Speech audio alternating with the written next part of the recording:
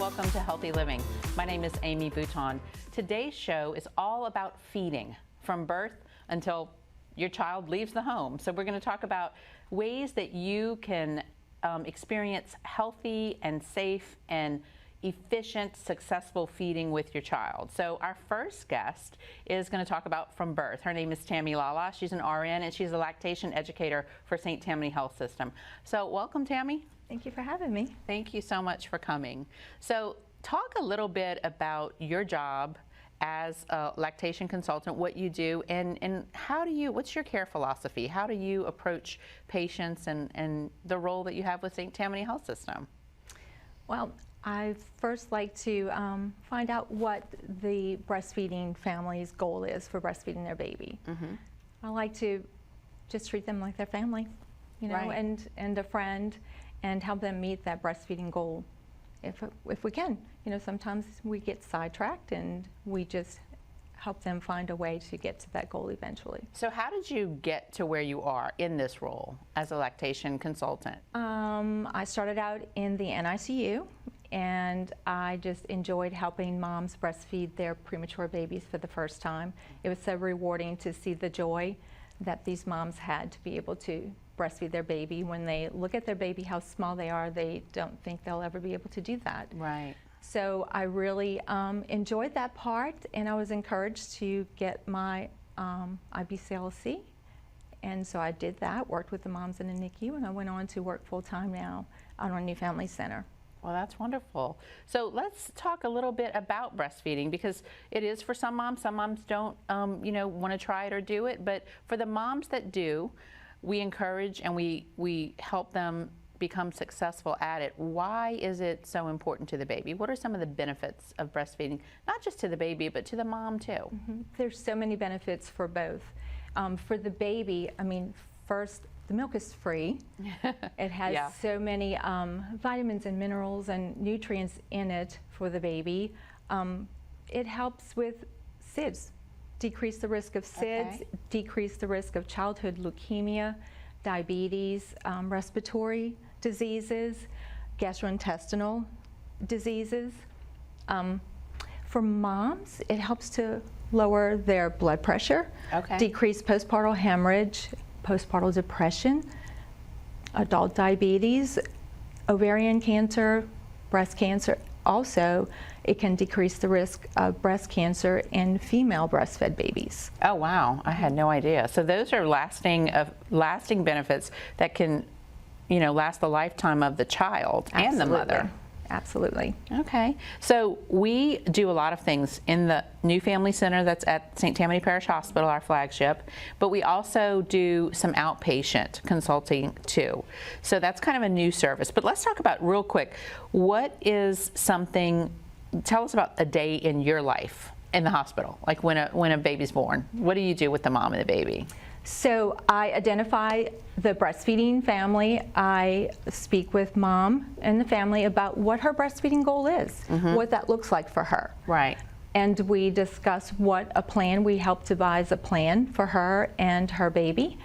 I make sure that the baby is effectively latching, effectively breastfeeding.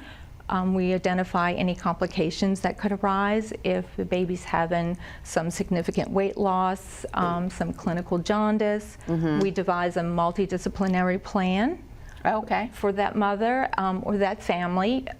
We also educate our nurses and the staff on how they can help moms and babies with breastfeeding too. So they're such a great support for us. Yeah. So these families, they get support not just from a lactation consultant, but also from our staff. Yeah, and so a great support. When you talk about a mom's goal, is it how long would you like to nurse, or do you want to nurse exclusively? What are some goals, you know, for moms who might be listening, like, what does that mean? What do you mean my goals? So some moms come in with being on the fence about breastfeeding. They're not sure if it's going to work. They could have possibly heard some of the challenges about it in the community. So maybe their goal is not maybe what you would think or want, and it's just supporting them in that goal.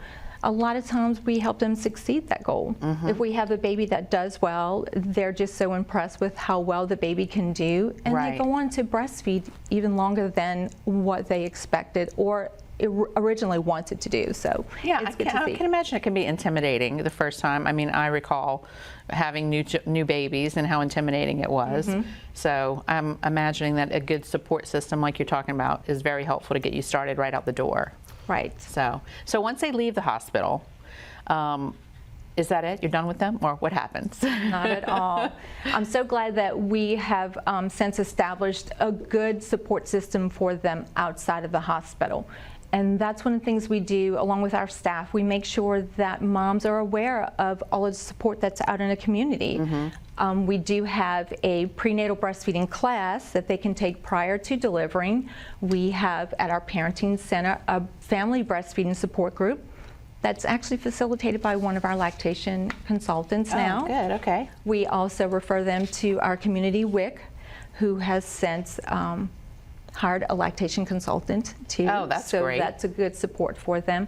And now we're excited to offer outpatient consults again since COVID. So that's been a really good community resource for them too, and it's really starting to take off.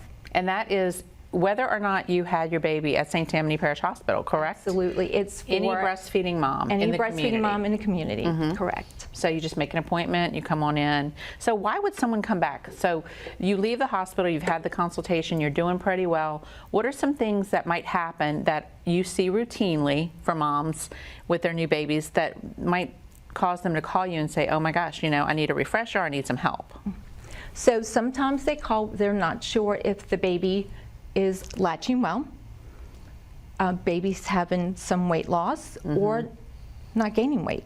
Right. And of course, as a mom, we want to make sure our babies are being fed. Right. So we get calls. Sometimes we can walk them through things over the phone. Right. We can make them an appointment over the phone, set that up. They'll go to our outpatient pavilion, and we have a consultant that will meet them there, and we will help them work on any issues or concerns that they might have at that time. So what do you say to moms who are expecting maybe their first baby and they're thinking about nursing their baby but they're not sure? What would you say to them as far as when you come into the hospital and you deliver, this is what I want you to know about breastfeeding? We tell them about the benefits for the baby and for themselves. A lot of moms don't know the benefits for themselves when it comes to breastfeeding. They just look at the benefits for the baby. So we like to just educate them, give them that knowledge so they can make an informed consent. Yeah. When they come into the hospital to deliver, our nurses have been trained to ask them how they want to feed their babies, and they will educate them on the benefits of breastfeeding to help them make an informed decision. Gotcha. So is there anything else you want to add? You want to add anything else about what we do at St. Tammany Health System, a mom's ability to contact you once she leaves the hospital or it leaves any hospital in the area and just is having a little concern about her breastfeeding routine with her baby? Anything you want to add? Well, we do follow-up calls with our moms in 48 hours after their discharge. So a lot of times we can address any issues they might be having at the time. If they feel a need to come in for an outpatient consult, we can set that up with them then. If there's anyone in the community that has any questions or concerns, I just ask them to call us at the hospital. Okay. Call the lactation education department. We can walk them through things over the phone, or we can set up an appointment for an outpatient consult. And let's give out that number. The number is 985-898-4446. Right.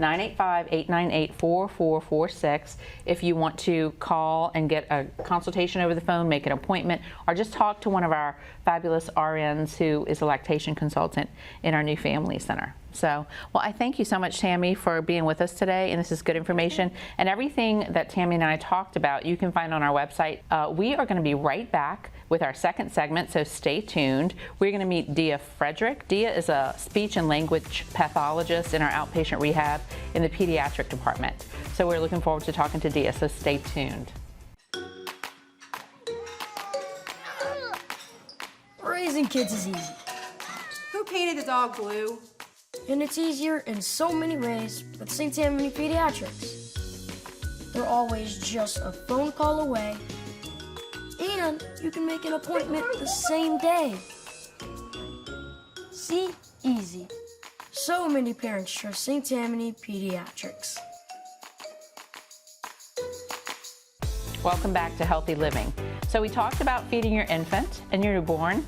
So now we're going to talk about when your child gets a little bit older. So we're here with Dia Frederick. She is a speech and language pathologist at our outpatient rehab for pediatrics. So thank you so much for being here, Dia. Thank you.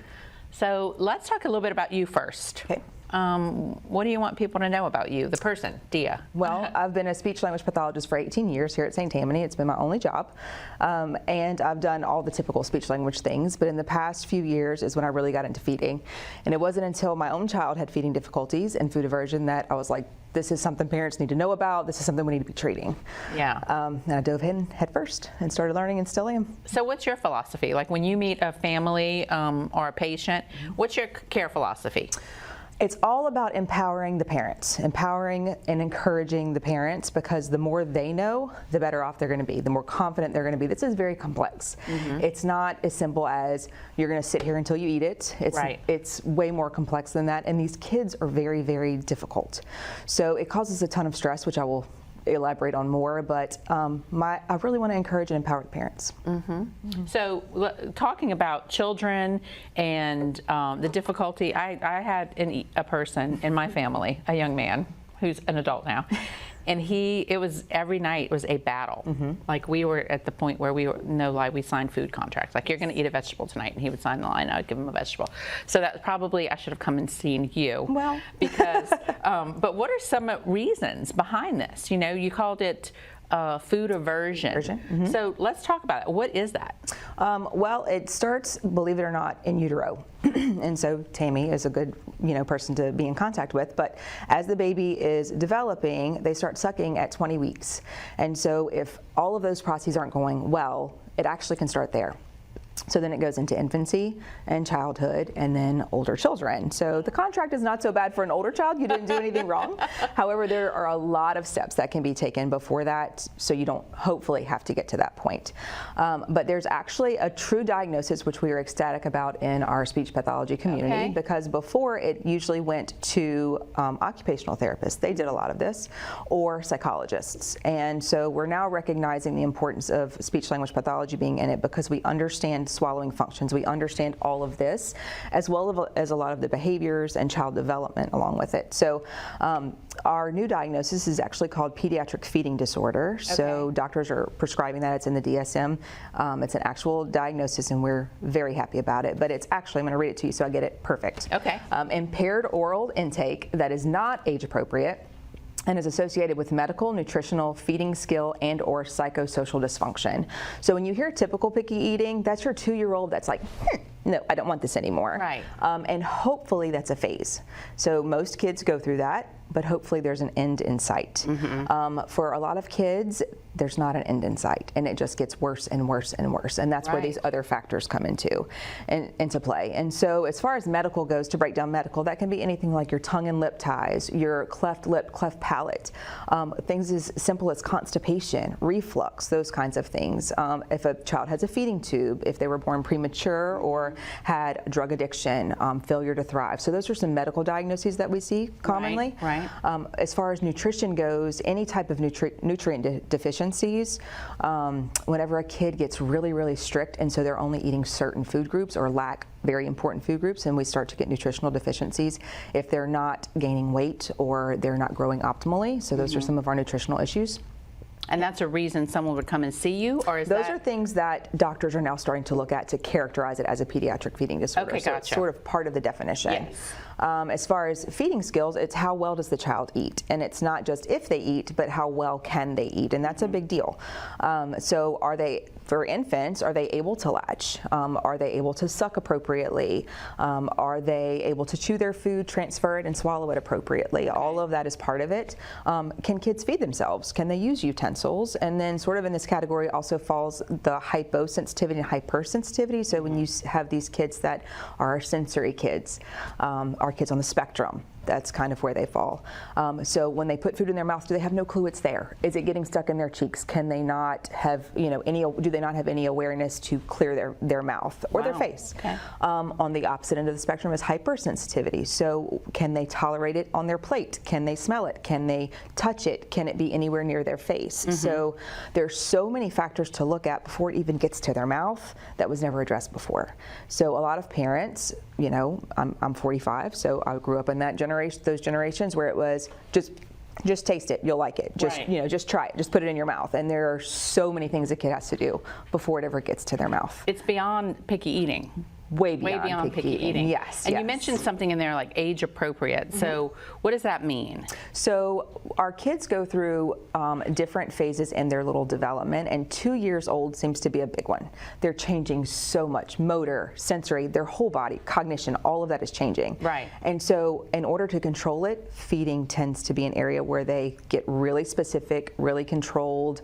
Because they can control what Yes. comes into their mouth. They control going in and coming out. Yeah. So that's one of the areas where they can control, and so they do that. And so at 2 years old, they go through this. And so I also help parents to understand when they enter this phase, how to get them through this phase so that they don't come out on the other side as a picky eater. So that's not necessarily sometimes a panic when your child is 2 and they're doing the nope, I don't want it. Right. I want this instead, or I'm not trying it. That's what we would call normal. You would see that in most children, correct? Yeah. So I'm a parent. When would I call you and say, wow, this child just won't eat. Now they're 4 years old.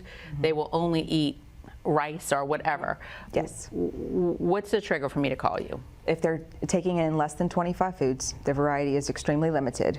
A lot of these kiddos will only eat at certain restaurants, only eat out of certain packages, only eat on certain plates. Like if you start to see that level of pickiness, if they are not getting certain food groups. So our rule is 10, 10, and 10. So basically you want to see 10 fruits and vegetables, 10 starches, 10 proteins. Okay. If they don't have that type of variety developing, you want to see a specialist.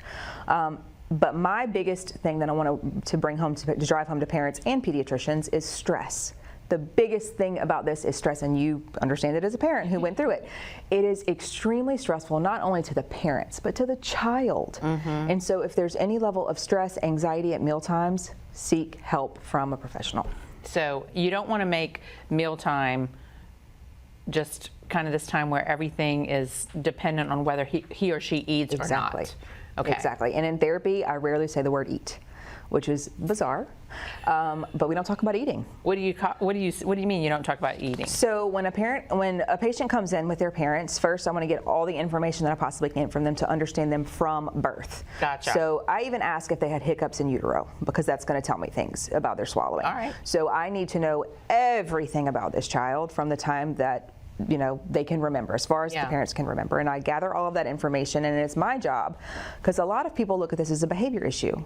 And I believe that every behavior is communication. And so it's my job as a speech language pathologist and someone who has a heart to dig deep enough into this child's behavior to figure out what they're trying to communicate to me. Right.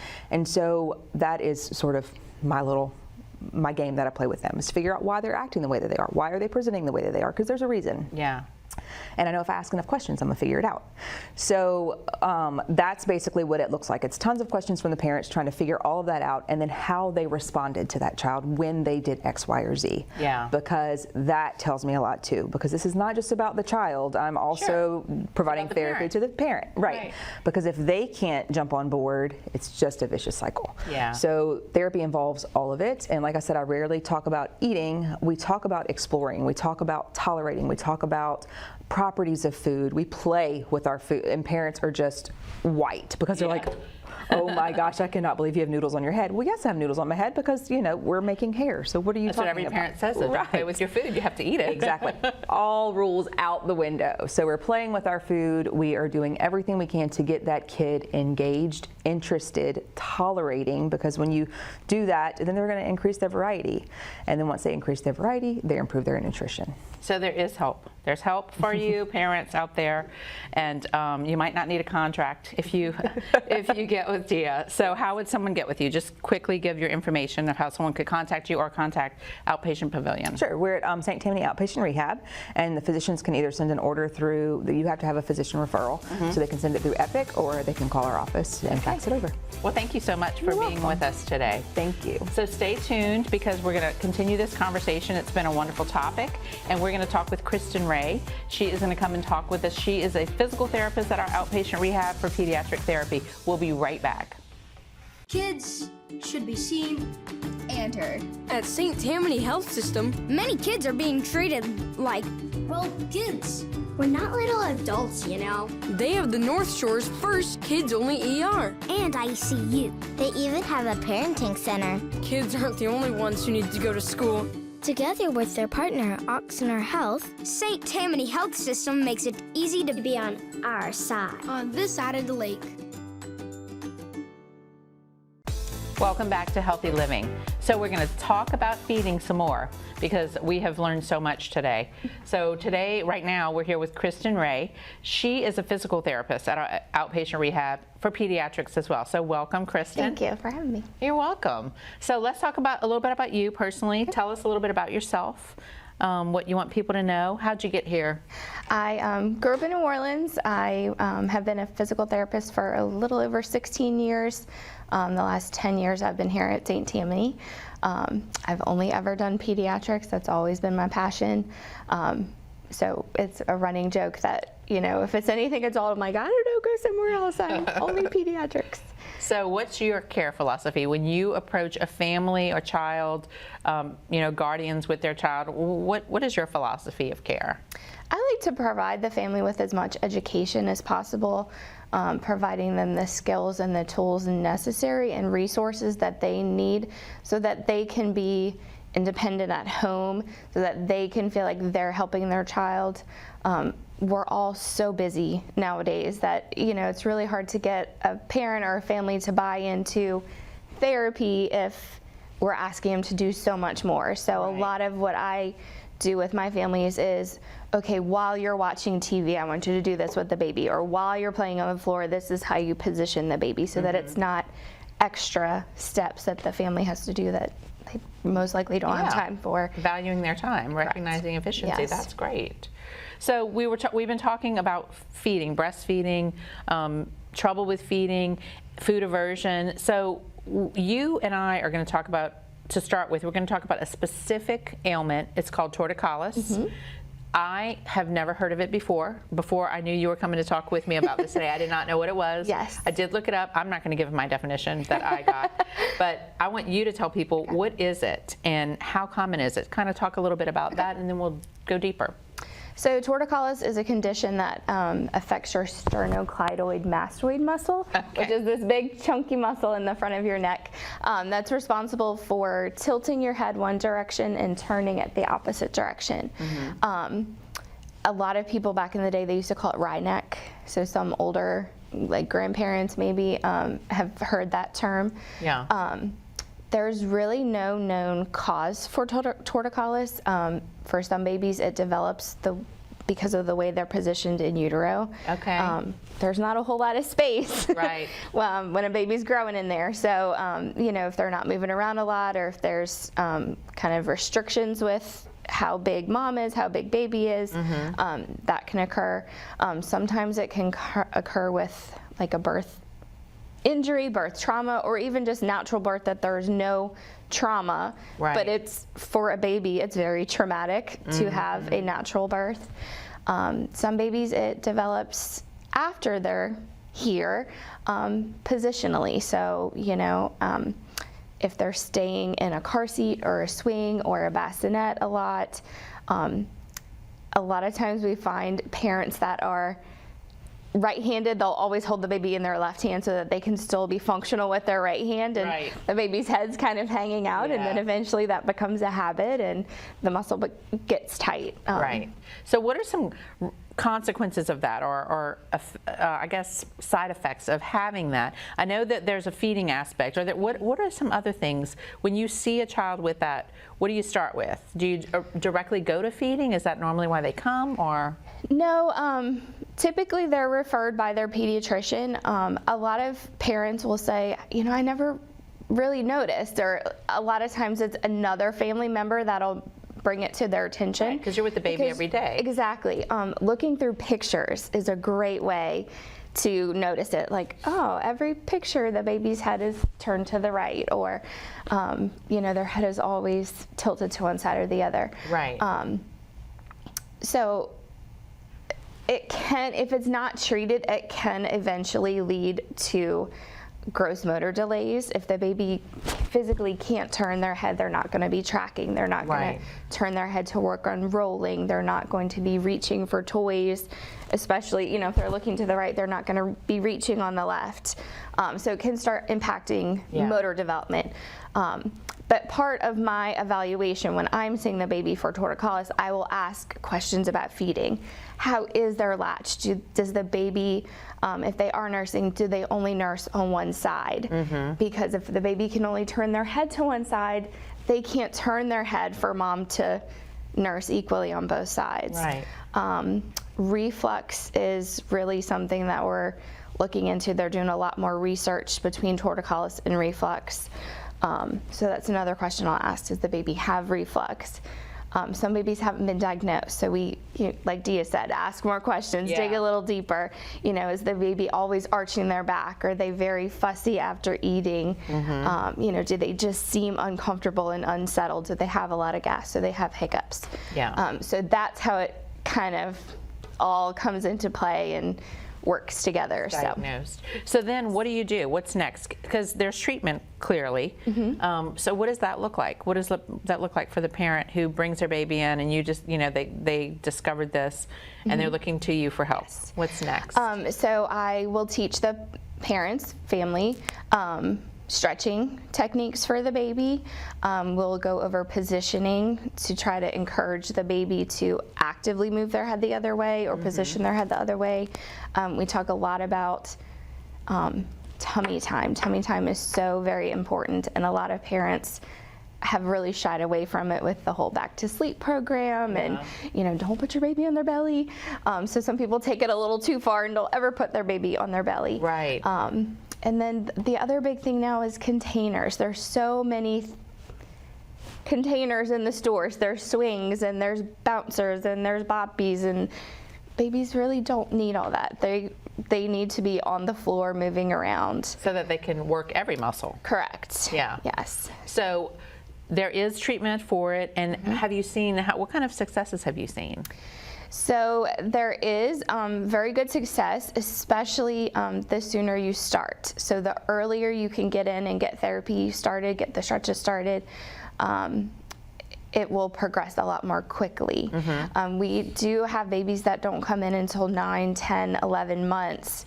And by that point, it's much harder. It takes a lot longer to kind of resolve the issue, because by that point the baby's so much older, they're mobile, they're have a mind of their own. And I would imagine some of the feeding patterns are established as well. Yes. So that's a little more difficult to kind of undo. Yes. And it's very nice in our clinic because, you know, we have our pediatric PT, OT, and speech.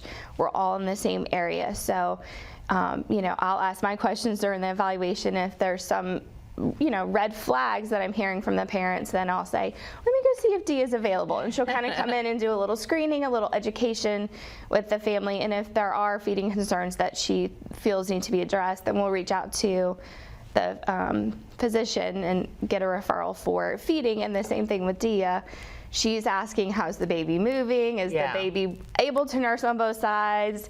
And if the parent says, you know, their head's always one direction, then same thing. She'll have me come, you know, in and do a screen, and then we can get a referral. Yeah. And luckily we have a very good relationship with the St. Tammany pediatricians and with other pediatricians in our area. So it's very easy to, you know, either talk to him in Epic or give him a phone call and say, you know, can we get a referral? Yes, we're very accessible. Yes. In many ways. Yes. So is there anything else you'd like to add? We're almost out of time. Anything else you'd like to add about torticollis, about what you do, about any reason a mom or a dad or guardians would call you and say, hey, well, or would ask their doctor to refer to you? Anything else you want to add about that? Definitely pay attention. If you are noticing that your baby's not moving, like I said, go back through and look through pictures. The earlier the better. So some pediatricians still have the kind of wait and see approach. Right. So as a parent, I would be proactive and say, you know, I've really noticed this over the last couple weeks. You know, a lot of times between the 2-month well visit and 4-month well visit is where the parents really start seeing it. So that's normally where we get a lot of our referrals from. Right. So I would just, you know, be proactive and ask the pediatrician. Okay. And Kristen can help you. And she is there for you if you need her. And if you have any questions about anything that we've talked about today, just visit our website, our social media, or, you know, reach out to us at St. Tammany Health System. So thank you so much, Kristen, for being here. Well, that's going to do it for Healthy Living for this episode. Thank you for watching, and we'll see you next time.